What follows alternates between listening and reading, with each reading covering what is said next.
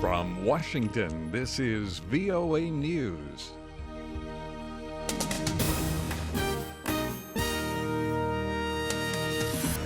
I'm David Forrest reporting a big explosion in China. A shipment of explosives blew up in Tianjin, China on Wednesday, killing 13 people and injuring 250.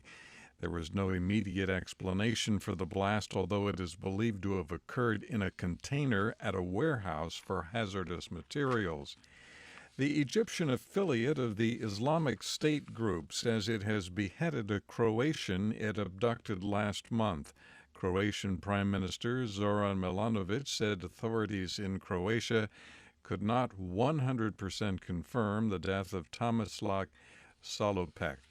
Since last year, the Islamic State has beheaded or executed more than 3,000 people. UN Secretary General Ban Ki-moon has taken action in response to sexual abuse allegations against UN peacekeepers in the Central African Republic. Mr. Ban spoke Wednesday at a news conference. To victims, I say we stand with you. Please come forward. Please feel safe in knowing that we will do all we can to respond to these outrageous crimes. Mr. Ban asked for and accepted the resignation of his top envoy to the CAR.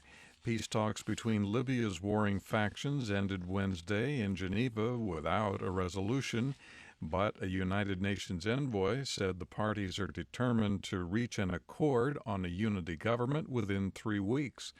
As the negotiations broke up, UN Special Envoy Bernardino Leon said the two groups noted their need for progress. The Chinese government allowed the value of its currency to drop again Wednesday. The move prompted a second decline in major stock markets around the world. U.S. stocks initially declined Wednesday, but recovered most of the losses by the close of trade. This is VOA News. Chinese media report a landslide has swept through a housing facility at a mining company in the northwest part of the country, leaving around 40 people missing.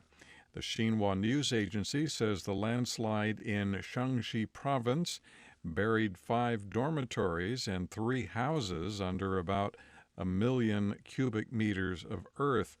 Local officials say police, firefighters, mining rescuers, and paramedics were dispatched to the area. Syrian activists say at least 36 people were killed Wednesday by rebel shelling and government airstrikes near Damascus.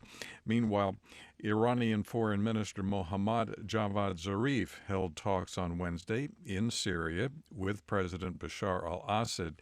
He was expected to discuss a proposed Iranian strategy to end Syria's civil war. A conflict between the Pygmy and Luba communities in the east of the Democratic Republic of Congo appears to have been sparked by discrimination, according to Human Rights Watch. Nick Long has more. The United Nations reports hundreds of civilians have been killed in northern territories of the Democratic Republic of Congo's Katanga province since armed groups from the ethnic Batwa, or Pygmy, and Luba communities started launching large-scale attacks on each other's villages 2 years ago.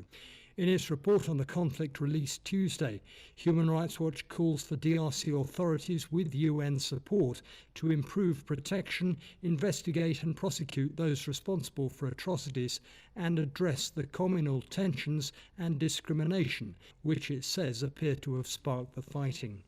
Nick Long, Goma. Africa has marked a full year since its last recorded case of polio, a key step in the future eradication of the disease. The last recorded case of polio on the continent was in Somalia last year. Former U.S. President Jimmy Carter announced today that he has been diagnosed with cancer. The 90-year-old Mr. Carter issued a brief statement saying that he would be undergoing treatment for the disease.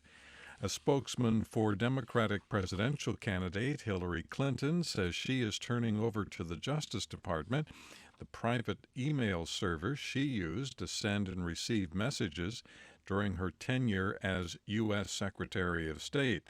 Clinton has been pressured by Republican lawmakers to relinquish the server ever since it was revealed back in March that she used her personal email account to send official messages. A South Korean man set himself on fire outside a Japanese embassy in Seoul during a protest against Japan's World War II-era atrocities. South Korean media say the 80-year-old suffered non-life-threatening burns and was taken away by ambulances after protesters doused the fire. On Wall Street, U.S. stock indexes ended the day mixed.